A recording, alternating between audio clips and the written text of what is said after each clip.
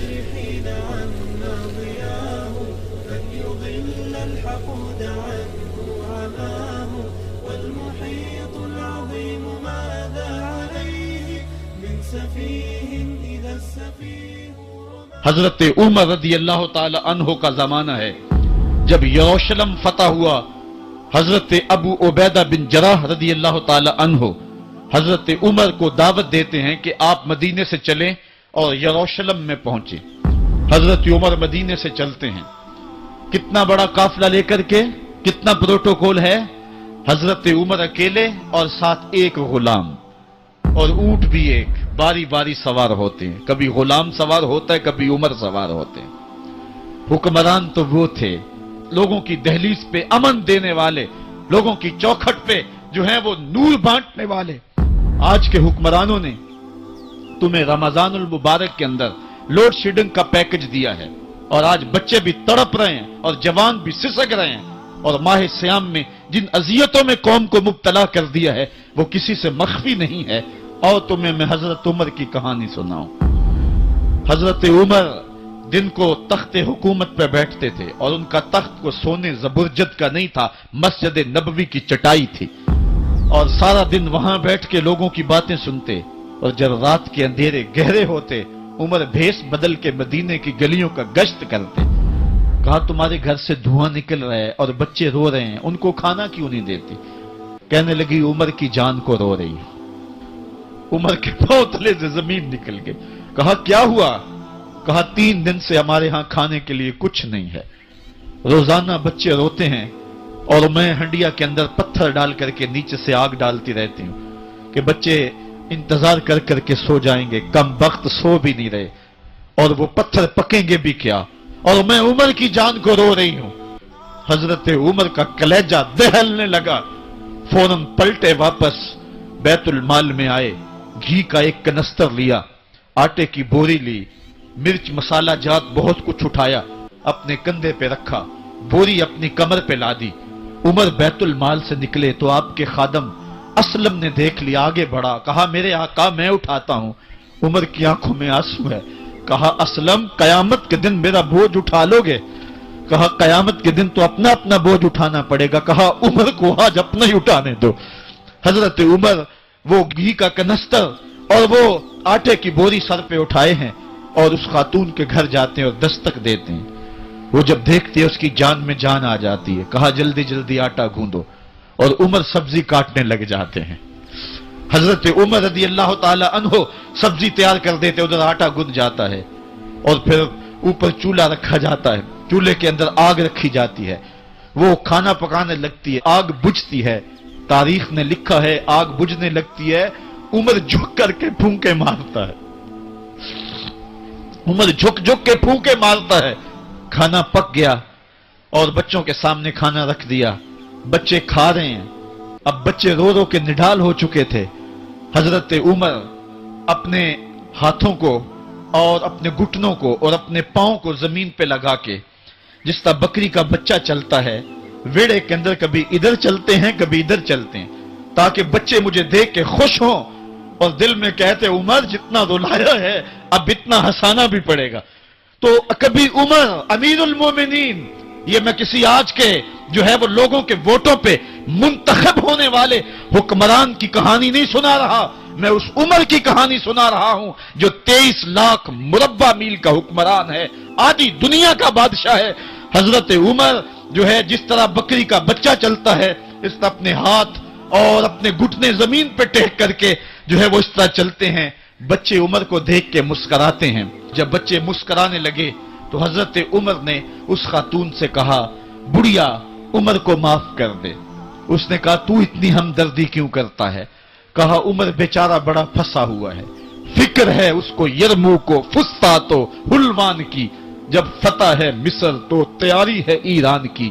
آتے جاتے وفد سے ملاقات بھی کرتا ہوگا, آتے جاتے وفد سے ملاقات بھی کرتا ہوگا, اور شب کو معلوم حالات بھی کرتا ہوگا. کانٹوں میں الجھی ہوئی بیچارے کی جان ہے, نیند اس کو بھی آتی ہے, آخر وہ انسان ہے. میری بہن عمر کو معاف کر دے. اس نے کہا نانا عمر کی بات میرے سامنے نہ کر, قیامت کا دن ہوگا عمر کا گریبان ہوگا اور میرا ہاتھ ہوگا۔ جب اس نے یہ بات کہی تو عمر برداشت نہ کر سکے، بچوں کی طرح بلک بلک کر رونے لگے۔ کہا وہ بد نصیب عمر تیرے سامنے ہے، آج ہی کہلا جو کہنا ہے، قیامت کے دن مجھے معاف رکھنا۔ اس نے کہا تو عمر ہے؟ کہا بد نصیب عمر تیرے سامنے کھڑا ہوں۔ میرے عمر کہتے ہیں اگر دجلہ کے کنارے ایک بکری کا بچہ بھی پیاسا مر گیا، اس کا حساب بھی عمر سے لیا جائے گا۔ اللہ اکبر۔ میں اس حضرت عمر کی کہانی سنانے لگا تھا۔ حضرت عمر نکلے یروشلم میں، ایک اونٹ ہے، ایک غلام ہے، کبھی وہ سوار ہوتا ہے، کبھی آپ باری مقرر کی ہے۔ جب قریب پہنچے یروشلم کے تو عمر کی باری نکیل پکڑنے کی اور غلام کی باری اوپر سوار ہونے کی آ گئی۔ غلام نے کہا آقا میں مرضی سے اپنی باری چھوڑتا ہوں، آپ آ جائیں، دشمنوں کے مفتوحہ علاقے میں آ رہے ہیں، تازہ تازہ علاقہ فتح ہوا ہے، اسلام کی شان و شوکت ظاہر ہو۔ عمر نے کہا اسلام کی شان و شوکت ایسے ظاہر نہیں ہوتی ہے، اپنی باری پہ تم بیٹھو گے، اپنی باری پہ میں بیٹھوں گا۔ لوگ منتظر کھڑے ہیں، دور سے جب دیکھا کہا اس کی ہیبت سے کانپتے تھے ہم، یہ تو کوئی حبشی لگتا ہے، رنگ کالا ہے، ہونٹ موٹے ہیں، اس سے تو زیادہ حسین اس کا غلام ہے جو آگے آگے چل رہا ہے۔ حضرت ابو عبیدہ نے کہا دھوکہ کھا رہے ہو، ہمارا آقا وہ نہیں ہے جو اونٹنی کے اوپر سوار ہے، ہمارا آقا وہ ہے جو لگام تھامے آگے آگے چل رہا ہے۔ حضرت عمر رضی اللہ تعالیٰ عنہ کو آگے بڑھ کے جابیہ کے مقام پہ حضرت ابو عبیدہ بن جراح نے استقبال کیا تو حضرت عمر آگے بڑھے اور انہوں نے آگے بڑھ کر کے حضرت ابو عبیدہ کے دونوں کندھوں پہ ہاتھ رکھا، اور سنو حضرت عمر نے کیا کہا، کہا لا الہ الا اللہ انا کنا اذل قوم فاعزنا اللہ بالاسلام۔ کہا کہ لا الہ الا اللہ، اے ابو عبیدہ بن جراح ہم ایک ذلیل قوم تھے اور اللہ نے ہمیں اسلام کی وجہ سے عزت عطا کی ہے۔ اور میں تمہیں ایک تاریخ ساز بات کہنے لگا ہوں، اور وہ یہ ہے کہ جب تک ہم اس عزت والے اسلام کے دامن کو تھامے رہیں گے ہماری عزت قائم رہے گی، اور جب اسلام کے علاوہ کسی اور جگہ سے عزت ڈھونڈیں گے تو رسوا کر کے رکھ دیے جائیں گے۔ یہ ہے وہ خلاصہ جو حضرت عمر نے امتوں کے عروج و زوال کا بیان کیا ہے۔ اس امت کو جو خیرات ملی ہے تخت و تاج کی، وہ پینٹاگون سے نہیں ملی، وہ واشنگٹن سے نہیں ملی، وہ وائٹ ہاؤس سے نہیں ملی، وہ محمد عربی کے جوڑوں کا صدقہ ملی ہے۔ اس لیے جب ہم نے اسلام سے انحراف کیا، پاکستان حاصل کیا گیا تھا، پاکستان کا مطلب کیا؟ لا الہ الا اللہ۔ ہم نے اس نعرے کو چھوڑ دیا ہوا ہے، ہم نے انحراف کر دیا ہے۔ آج ہماری نظریں مغرب کی طرف لگی ہیں کہ تخت و تاج اس سے نصیب ہوتے ہیں، اور دنیا کے اوپر ہم رسوا ہو کے رہ گئے۔ ہماری پستی، ہماری زبوحالی، ہماری ذلت کا سبب یہ ہے کہ جس جگہ سے ہمیں عزت ملی تھی ہم نے وہ مرکز ہی چھوڑ دیا ہے۔ اس مرکز حیات کو، اس مرکز زندگی کو، اس مرکز عزت کو ہم نے چھوڑ دیا ہے اور دنیا کے اوپر ہم رسوا ہو رہے ہیں۔ انہی حضرت عمر کی کہانی ہے۔ وادی تہامہ سے گزر رہے تھے کہ بچوں کی طرح بلک بلک کے رونے لگے۔ کہا عمر جوان آدمی ہو اور بچوں کی طرح بلک کے رو رہے ہو؟ کہا تم نہیں جانتے، مجھے بچپن کی کہانی یاد آ گئی۔ کہا کیا کہانی ہے؟ کہا یہی عرض تہامہ تھی، میرے باپ خطاب نے مجھے 5 اونٹ دیے تھے، کہا انہیں لائن میں کھڑا کرو سیدھا۔ میں آگے والا سیدھا کرتا تھا، پیچھے والا ٹیڑھا ہو جاتا، پیچھے والا سیدھا کرتا، آگے والا ٹیڑھا ہو جاتا۔ میرے باپ خطاب نے مجھے بڑا مارا۔ کہا ایک عرب کے بیٹے ہو کہ تم سے 5 اونٹ لائن میں کھڑے نہیں ہوتے؟ کہا ایک زمانہ عمر پہ وہ تھا کہ اس سے 5 اونٹ لائن میں کھڑے نہیں ہوتے تھے، اور آج شرق سے لے کر غرب تک 23 لاکھ مربع میل کی حکمرانی اور انسان بھی لائن میں کھڑے ہیں۔ یہ محمد عربی کے جوڑوں کا صدقہ نہیں ہے تو اور کیا ہے؟ عمر سے تو 5 اونٹ لائن میں کھڑے نہیں ہوتے تھے۔ تو یہ عزتیں، یہ تخت و تاج، یہ حکومتیں ہمیں حضور کی دہلیز سے ملی ہیں۔ جب ہم نے اس دہلیز کو چھوڑ دیا تو دنیا کے اوپر رسوا ہو گئے اور ذلیل کر کے رکھ دیا۔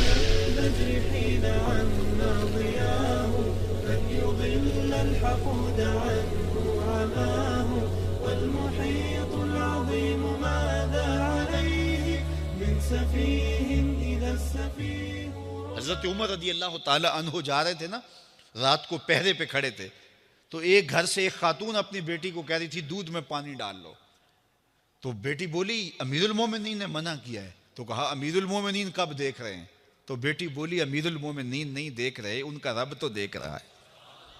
حضرت عمر دروازے پہ نشان لگایا تو آ گئے، دن کے اجالے میں پھر اس گھر کے دروازے پہ گئے اور صاحب خانہ سے کہا کہ اپنی بیٹی کا رشتہ میرے بیٹے کے لیے دے دو۔ امیر المومنین سوالی بن کے کھڑا ہے اس گھر میں، کہا اس بیٹی کا رشتہ مجھے دے دو۔ ان کو اور کیا چاہیے تھا؟ امیر المومنین کے بیٹے کے لیے رشتہ قبول کر لیا گیا۔ پھر اللہ تعالیٰ جل شانہ ان کو ایک بیٹی دی، اس بیٹی سے اللہ نے ایک بیٹا انہیں دیا، اس بیٹے کا نام حضرت عمر بن عبدالعزیز ہے۔ تو جب مائیں اللہ سے ڈرنے والی ہوں، تنہائی میں ڈرنے والی ہوں، تو پھر اولادیں ایسی ہوتی ہیں۔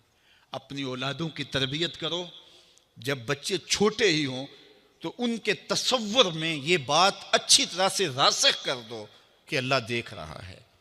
پھر وہ کبھی رشوت نہیں لیں گے کہ اللہ دیکھ رہا ہے، اور وہ کبھی خیانت نہیں کریں گے کہ اللہ دیکھ رہا ہے، وہ کبھی ملک کے راز کو نہیں بیچیں گے کہ اللہ دیکھ رہا ہے، وہ جو ہے وہ بد نگاہی نہیں کریں گے کہ اللہ دیکھ رہا ہے۔ جہاں کوئی کیمرہ نہیں پہنچتا، جہاں سیکورٹی نہیں پہنچتی، جہاں کوئی ایجنسی نہیں پہنچتی، وہاں یہ عقیدہ پہنچتا ہے کہ میرا اللہ مجھے دیکھ رہا ہے۔ تو یقین کی یہ دولت زندگی کا نور ہے، زندگی کا جمال ہے، اور ماہ سیام میں اللہ تعالیٰ اس عقیدے کو روحوں میں اتار دیتا ہے اور باطن میں جذب کر دیتا ہے۔ تو اس کو اپنے اندر اچھی طرح سے ہم اتار کر کے اپنی زندگی میں چراغاں کر سکتے ہیں اور اندھیرے دور کر سکتے ہیں۔ یہ تیقن کہ میرا اللہ مجھے دیکھ رہا ہے، میں اپنے رب کی نگاہوں میں ہوں۔ ارا زبیباً نملۃ سودا، کالی رات کے اندھیرے میں کالے پہاڑوں کی کوکھ میں گہرا غار ہے، اس غار میں چیونٹیوں کا سوراخ ہے، اس میں جب چیونٹی چلتی ہے اور وہ بھی سیاہ رنگ کی ہے، رات کی بھی سیاہی ہے، پتھر بھی کالا ہے اور چیونٹی بھی کالے رنگ کی، سینہ سنگ پر اس چیونٹی کے چلنے کی وجہ سے ایک وہمی اور گمانی لکیر بنتی ہے جس کو خوردبین سے دیکھنا بھی ممکن نہیں۔ تمہارا رب اس کو یوں دیکھتا ہے جس طرح دیوار چین کو دیکھتا ہے۔ تو کیا ذہن اور دماغ کی سکرین پہ آنے والے خیالات سے وہ غافل ہو سکتا ہے؟ کیا وسوسوں سے وہ غافل ہو سکتا ہے؟ تو آئیے اس یقین اور اس تیقن میں جینے کا گر سیکھیے۔ دیکھیے زندگی کتنی نور علی نور ہو جائے گی کہ میرا اللہ مجھے دیکھ رہا ہے، میرا اللہ مجھے ملاحظہ کر رہا ہے، میں اس کی نظروں سے، اس کی نگاہوں سے پوشیدہ نہیں۔ تو یہ عقیدہ ماہ سیام میں ہمیں نصیب ہوتا ہے۔ اور اگر ہم نے ماہ سیام کے دامن سے یہ سب کچھ نہیں سیکھا اور پورا مہینہ بھوک کاٹی، پیاس کاٹی اور مہینہ گزار دیا، اور عید کے دن وہیں کھڑے تھے جو ہم 29 شعبان کو جہاں کھڑے تھے، تو پھر ہم نے رمضان کی برکت کیا پائی؟ میرے حضور نے منبر کی تینوں سیڑھیوں پہ قدم رکھتے ہوئے آمین آمین پکارا تھا۔ تو صحابہ نے پوچھا حضور یہ عجیب ماجرا ہم نے دیکھا ہے، کوئی دعا مانگنے والا نہیں تھا اور آپ نے آمین کہا، پھر دوسری سیڑھی پہ رکھا قدم، پھر آمین کہا، پھر تیسری سیڑھی پہ قدم رکھا تو آمین کہا۔ فرمایا میں نے پہلی سیڑھی پہ قدم رکھا تو جبریل حاضر ہوئے اور انہوں نے کہا اس شخص کی ناک خاک آلود ہو جس نے ماہ سیام رمضان المبارک کو پایا اور اپنی بخشش نہ کروا سکا۔ تو میں نے اس پہ آمین کہا کہ ماہ سیام ملے، رحمتوں کی برکھا برستی ہو، جنت کے 8 دروازے کھلے ہو، جہنم کے در بند کر دیے گئے ہوں، ایک نفل کا ثواب فرض کے برابر ہو، فرض کا ثواب 70 فرضوں کے برابر ہو، رحمتوں کی برکھا ہو اور بندہ اپنی بخشش بھی نہ کرا سکے، تو کہا اس شخص کی ناک خاک آلود ہو۔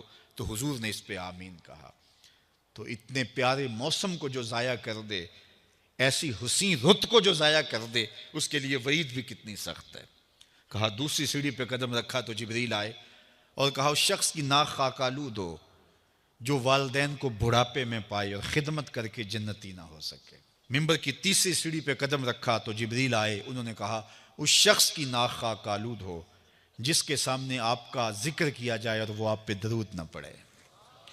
اللہ اکبر۔ رسول رحمت کا نام آئے تو درود و سلام پیش کرو، ان کا ذکر آئے تو تمہاری روحیں بھی درود پڑھیں، تمہاری زبانیں بھی درود پڑھیں۔ اللہم صلی علی سیدنا و مولانا محمد معدن الجود والکرم۔ ان کا ذکر روحوں کی غذا ہے، ان کا ذکر دل کا قرار ہے۔ تو ان کے تذکرے کی خوشبو سے اپنے ماحول کو معطر رکھو۔ وہ جوان جو ہی پروان چڑھا ان فوان شباب آیا تو اس کی پیشانی سجدے کے تقدس سے مالا مال ہو گئی، اس کی آنکھوں میں حیا اور شرم کے پہرے آ گئے، اس کے خیالوں میں پاکیزگی آ گئی، اس کی زندگی کے شب و روز نیکی کے ماحول میں بسر ہونے لگے، اس کی راتیں ذکر الہی میں، تلاوت کلام مجید میں اور دن یاد الہی میں روزے سے گزرنے لگے۔ وہ جوان جس کی جوانی اللہ کی عبادت میں گزری، کیونکہ جوانی اگر عبادت میں گزر گئی تو بڑھاپا تو پر نور ہے ہی ہے۔ سب سے مشکل مرحلہ زندگی کا جوانی کا ہے۔ شیطان زیادہ ورغلاتا ہے کسی شخص کو جب وہ جوانی کے مرحلوں سے گزر رہا ہوتا ہے۔ تو جس کی جوانی خیریت کے ساتھ گزر گئی اور اس نے اپنی جوانی کے تقدس کو محفوظ رکھ کے منزل تک پہنچا لیا، اپنی عصمت کے جوہر کی حفاظت کی، اپنی آبرو کو لٹنے نہیں دیا، اپنی آنکھوں کی شرم و حیا پر پہرے بٹھائے اور آنکھ کو برباد نہیں ہونے دیا اور اپنی زندگی کے تقدس کا پہرا دیا، تو جو جوان اپنی جوانی کو خیریت کے ساتھ گزار گیا۔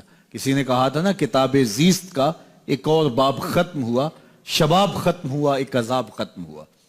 تو جوانی جس کی منزل تک پہنچ گئی خیریت کے ساتھ، عافیت کے سائے میں۔ مشکل تو بڑا ہے جوانی کو منزل تک لے جانا، خیریت کے ساتھ، داغدار نہ ہونے دینا، جوانی کے تقدس کو رسوا نہ ہونے دینا، عصمت کے جوہر پہ کالک نہ لگنے دینا، خواہشات کو غالب نہ آنے دینا۔ آسان کام تو نہیں ہے، مشکل کام ہے، لیکن اگر کوئی مشکل کاٹ گیا، جوانی کے تھوڑے سے ایام میں گزار گیا۔ اللہ اکبر۔ حضرت شیخ ختلی کہتے ہیں، داتا گنج بخش علی حجویری علیہ رحمہ کے مرشد ہیں، الدنیا یوم ولنا فیہا صوم۔ وہ کہتے ہیں دنیا ایک دن ہے، ہم روزہ رکھ کے گزار رہے ہیں۔ تو روزہ رکھ کے سارا دن گزر ہی جاتا ہے، دوپہر بھی آتی ہے گزر جاتی ہے، اور عصر کا وقت بھی آتا ہے گزر جاتا ہے، کھانے کا وقت بھی آتا ہے، چائے کا وقت بھی آتا ہے، سب کچھ ہوتا ہے لیکن گزر جاتا ہے، افطار تک بندہ پہنچ جاتا ہے۔ جس نے زندگی روزے کی طرح گزار دی، جس نے جوانی روزہ رکھ کے گزار دی، خواہشات کو بے قابو نہیں ہونے دیا، مشکل کام تھا لیکن اس نے مشکل کام کر دکھایا۔ اجر کتنا بڑا ہے، سنیے اللہ کے محبوب کی زبان سے سنیے۔ حضور نے ارشاد فرمایا جو سیدنا ابو ہریرہ کے ذریعے سے ہمارے تک پہنچا، فرمایا قیامت کے دن جب سورج کا رخ سیدھا ہوگا، زمین تانبے کی ہوگی، لوگ پسینے میں شرابور ہوں گے، کوئی ٹخنوں تک پسینے میں، کوئی گھٹنوں تک، کوئی کمر تک، کسی کو پسینے کی لگام دی جائے گی، اور وہ پسینہ ایسے نہیں ہوگا جس طرح یہ پسینہ ہے، اتنا گرم ہوگا۔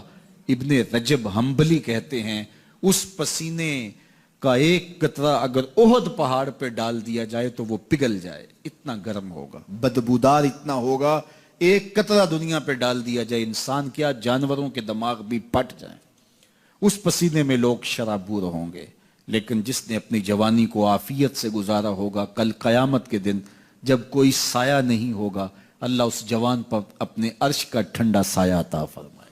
وہ شخص جس کو کسی عورت نے دعوت گناہ دی اور وہ صاحب منصب تھی، صاحب جمال تھی، اور اس نے یہ کہہ کہ یہ خواہش، یہ آرزو مسترد کر دی، انی خاف اللہ۔ اسی طرح کوئی عورت ہے تو اس نے اپنے تقدس کی حفاظت کی، اپنی آبرو پہ پہرا دیا اور کسی پیشکش کو ٹھکرا دیا، تو فرمایا قیامت کے دن جب کوئی سایہ نہیں ہوگا، اللہ اسے بھی اپنے عرش کا ٹھنڈا سایہ دے گا۔ کیسا سخت دن ہوگا، اور وہ کس اعزاز میں ہوگا، کس تکریم میں ہوگا۔ یہ تو 4 دن 10-20 سال ہیں، اور وہ 50,000 سال کا ایک دن۔ پھر اس کو اللہ کا شکر ادا کرنا ہوگا کہ اللہ تو نے کتنا کرم کیا میرے اوپر کہ میری جوانی خیریت اور عافیت سے گزری، اور آج اس کا تو کتنا بہتر صلہ مجھ کو دے۔ اللہ اللہ اللہ۔ سلطان عالمگیر سب کہہ دو رحمت اللہ علیہ، بادشاہ وقت ہے، حکمراں ہے دلی کا، در خیبر سے لے کر چاٹاگاؤں کی پہاڑیوں تک سلطان عالمگیر کی بادشاہت ہے، مگر دیندار اتنا ہے، توجہ کرنا، بادشاہ عالمگیر کو مدنی کریم صلی اللہ علیہ وسلم کی 5000 حدیثیں زبانی یاد تھی۔ بادشاہ کو 5000 حدیث شریف زبانی یاد تھی، اور آج کل کی ہائی تعلیم کے بارے میں تمہیں بتاؤں، کئی کتنے سالوں کی بات ہے، عام خاص باغ میں جلسہ ملتان میں ایک وزیر آیا، تقریر کرنے سے پہلے کہنے لگا پڑھو درود شریف لا الہ الا اللہ محمد الرسول اللہ۔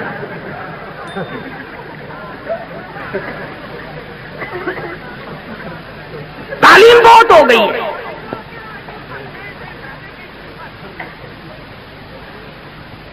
عالمگیر بادشاہ نے 40 علماء بٹھا رکھے تھے جو فتویٰ لکھتے تھے، رات کو فتوے سنا کرتا تھا اور اشکال پیدا کرتا تھا۔ ملا جیون رحمت اللہ علیہ عالمگیر کا استاد ہے، انتقال کر گیا، میں نے اور آپ نے بھی مر جانا ہے۔ فوت ہونے سے پہلے وصیت نامہ لکھ دیا، فرماتے ہیں میری نماز جنازہ وہ آدمی پڑھائے جس کی تمام عمر میں جب سے ہوش و حواس سنبھالا ہے اس کی ایک دن بھی سفر میں، حضر میں، دکھ میں، درد میں، بیماری میں کبھی بھی کسی حال میں بھی تہجد کی نماز قضا نہ ہوئی ہو۔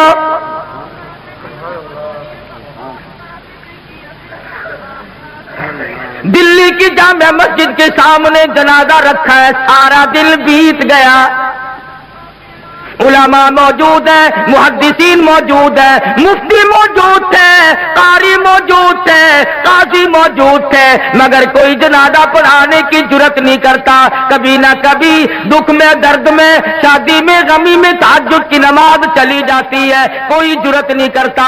عصر کا وقت ہوا، بادشاہ عالمگیر استاد محترم کے جنازے کے قریب پہنچا اور منہ سے کپڑا اٹھا کے کہنے لگا او اللہ والے تجھے کیا ملا، دنیا سے جاتے جاتے میرا راز کھول گئے۔ میں سمجھتا ہوں، جانتا ہوں کس کے بارے میں لکھ کے گئے ہو، کسے حکم دے کے گئے ہو، مگر اے اللہ والے یہ تو بتا، میری تمنا تھی، میری آرزو تھی کہ تیرے سوا، میرے رب کے سوا کوئی نہ جانے میں کیسا ہوں۔ والذین یبیتون لربہم سجدا وقیاما، وہ لوگ کتنے کامیاب ہیں جن کی راتیں سجدوں اور قیام میں بیت جاتی ہیں۔ امن ہوا قانت آناء اللیل،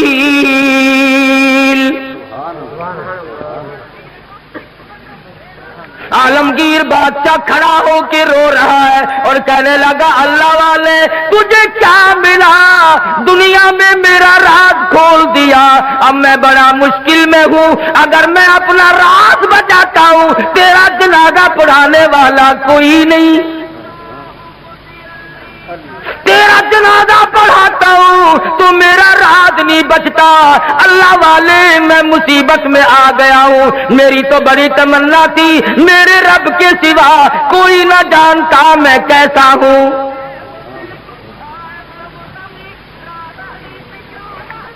اب میں اور کیا کر سکتا ہوں، میرا اللہ مالک ہے۔ کھڑے ہو کر کے فرمانے لگے او لوگوں صف درست کرو، میں فقیر جنازہ پڑھاؤں گا۔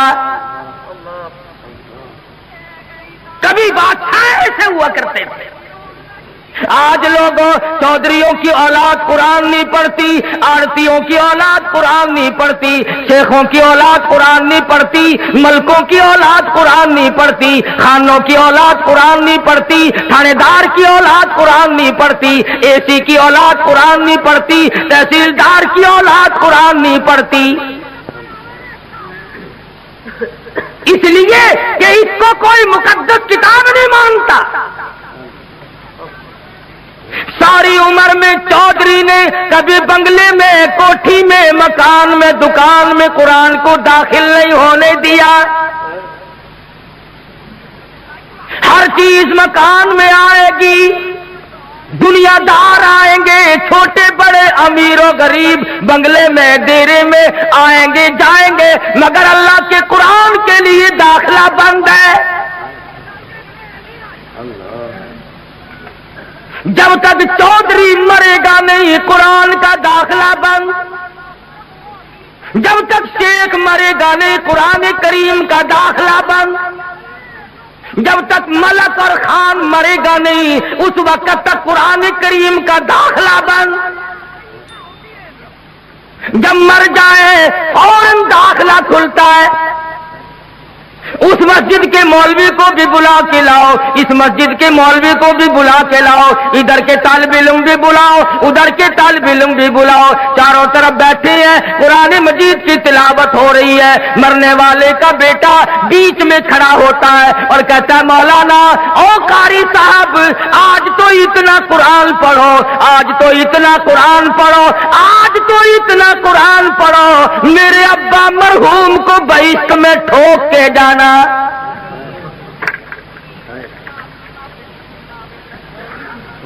داخلہ تو ملنا نہیں, ٹھوکنا ہی پڑے گا.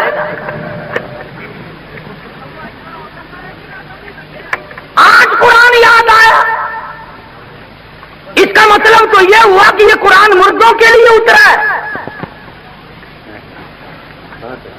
موٹر کار زندوں کے لیے, ہوائی جہاز زندوں کے لیے, ریل گاڑی ہوائی تمام سواریاں, تمام سبزی ترکاری پھل فروٹ, عورت مرد کے لیے, مرد عورت کے لیے زندہ چاہیے. اور لوگوں انصاف کرو, ہر چیز زندوں کے لیے, خدا کا قرآن مردوں کے لیے.